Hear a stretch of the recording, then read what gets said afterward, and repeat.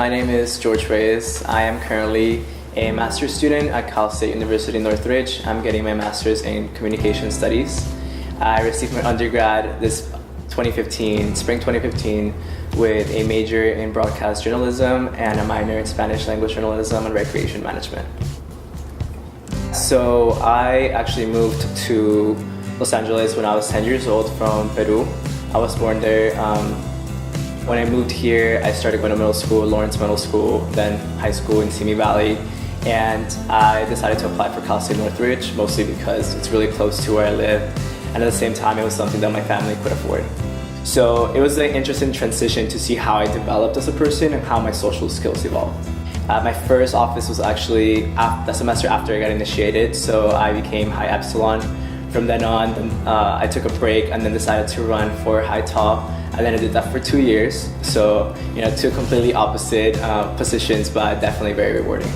I believe the first time I really experienced leadership or taking a risk for leadership was running for those positions. I think, if I remember correctly, I ran for High Data from the beginning, so pretty big role, and it was just when I got initiated and I lost. And then I ran for High Epsilon and I won. So that was my first real losing experience, and it really makes you think, what made me want to take that leap? What made me want to go and put myself out there for people to criticize in a way or vote for me? And from then on, I started getting more confidence, started getting more comfortable with what I had to offer. And from then on, being High Tau, being able to develop my leadership skills really taught me that I have so much more to offer, so why not take it to a bigger step? And that was student government, and decided to step away from being an event planner in student government to going for a big role like chief of staff, senator, and then eventually president. I think George has always led his life, but certainly his work with us, with his heart. He's very passionate about the issues that affect students. He is a proud member of his social fraternity, Lambda Chi Alpha.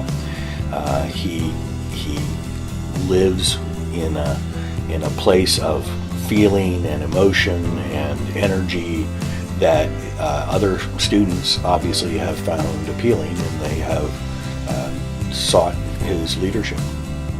So I've been a trustee for the CSU Board of Trustees since this July, and it's already definitely changed my mentality on a lot of issues. And I think that being Associate Students President and being a student trustee is completely different things. So I'm learning more about the system, about institutions, about institutional barriers that students could be facing.